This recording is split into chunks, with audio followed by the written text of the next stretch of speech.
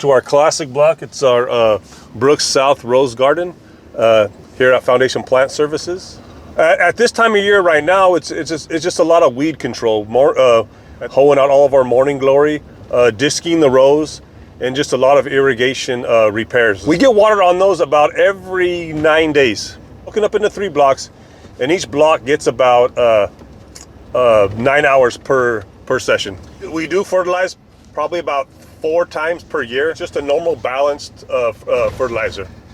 When it comes to pests, the majority of the stuff that we have to deal with in our roses is either powdery mildew, some whiteflies, and some light insects. Our newest Scion block, this is about 9 years old. Our first planting started on this far corner, and as time gone on, we've slowly increased this block. Here we have about 6.5 acres of roses, and just doing an overall overview of any issues that we do have out in the field and stuff, and whatever issues we have, I can convey that to our field team, and they can come out and hoe weeds, repair irrigation lines, and if there's any pests or any issues with the leaves, I can prepare for a spray. Every year we still get a lot of new introductions, and being that we're kind of starting to run out of space here, Russell Ranch will be our new location where we will plant new roses.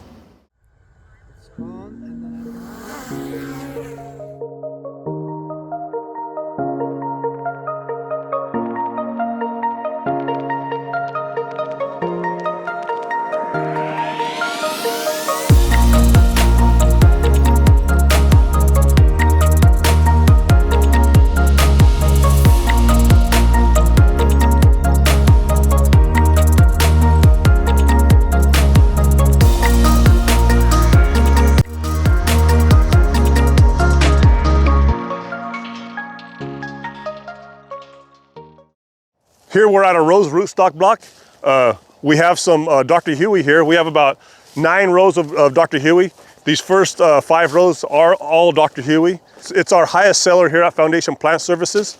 The next 2 rows that we have is Multiflora. It's a thornless rootstock.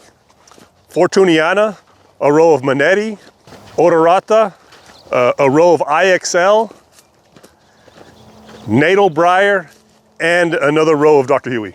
2 rows of RW rootstock. It's not new to the industry, it's new to Foundation Plant Services, but we're going to be doing our best to get it out to the industry.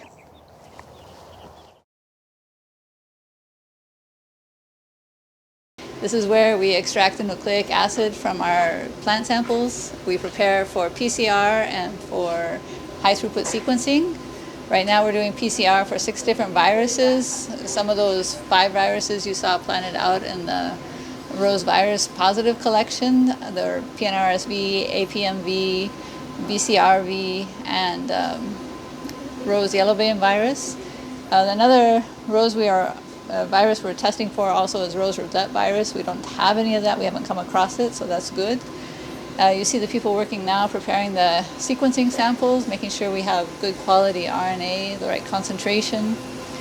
Some of the equipment you see here are extraction machines. They can handle 24, 96 samples at a time. This is bead-based extraction of nucleic acid. This is for qPCR, Quant Studio machine. This can run 384 samples at a time for the 6 different PCR assays we do on viruses now. And using high throughput sequence, we can discover anything novel in the virus or in the plant as well. The liquid handler for the high throughput sequence library preparation to automate some of the routine processes. And this is what we do here for roses.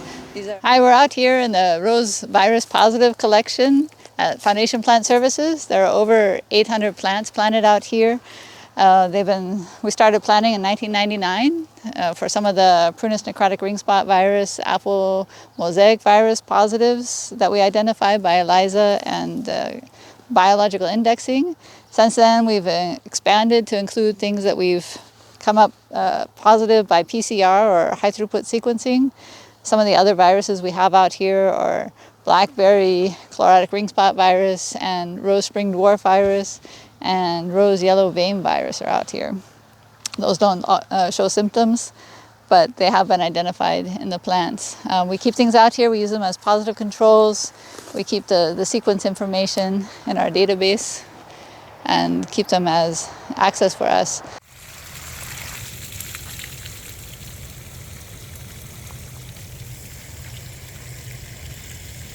So I just took these 3 cuttings from a rose plant. We're going to propagate them. Could be about a 6 or 8 inch cutting. If you use your clipper as a measurement, this is a good way. Enough Dawn just to make it a little soapy and do a final rinse thing. So at this point, I can throw the labels on. I will make a clean cut under the lower bud. To stip and grow, I use a concentration of 10:1 in the rooting media, which is 50% perlite, 50% vermiculite. I'll check them at 3 weeks. If they have roots, I'll put them in the soil. If they've been under mist for 3 to 4 weeks, then they've been in soil. So these roses here went through the same propagation process that you've already seen. And right now, they've grown up. They're in these PropTech pots.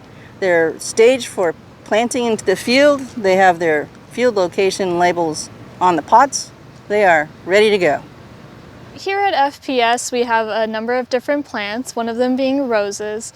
And every week we go out and we go pest scouting. So we're looking for common types of insects that can infest our plants. So for roses, it's typically whiteflies, aphids, powdery mildew, and other fungal diseases. And when we spot these pests, we make plans for our pesticide sprays and other cultural and mechanical ways of pest control. We have a zero tolerance for these pests. As soon as we see them, we make plans to eradicate them.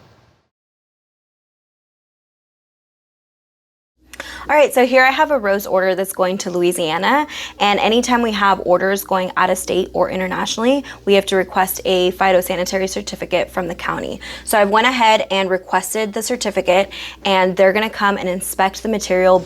Yes, they're part of the Clean Plant Network. Keep their material clean. They do a lot of testing.